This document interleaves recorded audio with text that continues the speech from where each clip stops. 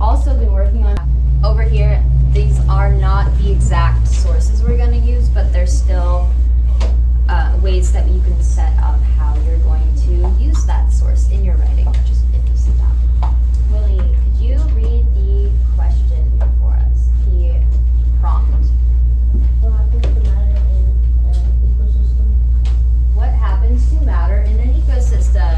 Where have you heard that question I before? feel like you've answered this so many times. Yes. This whole section has been on it, right? That is our driving question. So we have two different options. First, matter disappears from an ecosystem, or matter cycles through an ecosystem. Turn and talk to your partner for 15 seconds and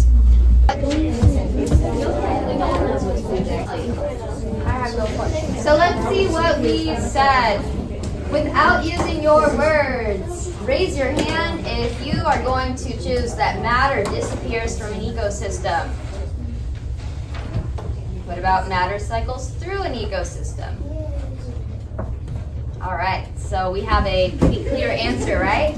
What happens to matter in an ecosystem? It cycles. It cycles. Very, very true. And we have learned this in multiple different ways using multiple things.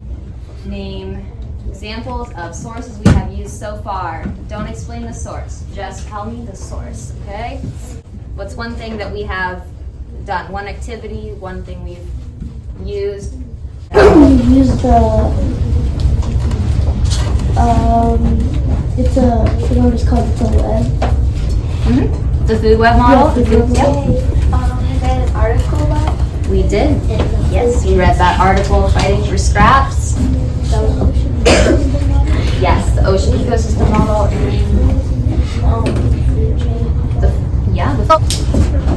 And so we have basically answered this question in multiple different ways, right? Using multiple different forms of resources. And to be answering this question, what happens to matter in the ecosystem? And we know the answer is that it cycles through by evidence from the text. For example, if we were going to, and I'll give you guys these, but if we were going to use the article, Fighting for Scraps, and say, I know that, or say, in the article, Fighting for Scraps, it says that decomposers break down matter and the nutrients goes back into the soil. Okay? And if you want to use a model and not just say it shows that it cycles, which is basically not really, it gives you your claim, but it doesn't actually really state how or why. Mm-hmm. You could say something like, when an animal eats a plant, it gets matter from the plant. When a different animal eats that animal, it gets matter from that. When the animal dies, it begins to, or you can say scavenger, or it then goes to decomposers who break down that material and recycle it back into the soil. Right? You can do that in your own words, probably just by looking at it. Sometimes saying it out loud, just say what it's doing. It's not really like, you don't have to twist the words or try to think of some hidden meaning. It just straight up facts. If we wanted to use the decomposition experiment that with the soil and such, how could we use that? How could we use the video, the different bags? To show, what's it called? Sorry. Wait, what was the? Sorry. If we wanted to use the decomposition experiment as a source. What's it called? We could say that the ones with the soil was decomposed more than others had the ones had no soil had less decomposition things in it and had less bacteria, and the cheese just got moldy and it turned a different color.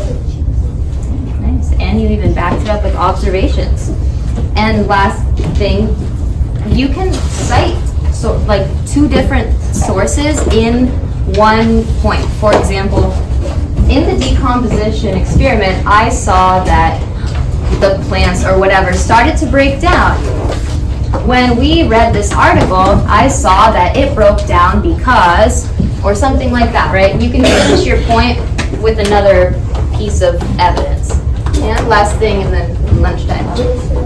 You watch the food web and it's like the ocean ecosystem. Yeah. You can even tie it to another source. If you're able to tie sources together and back to your point, +1 for you, brownie points. Yeah,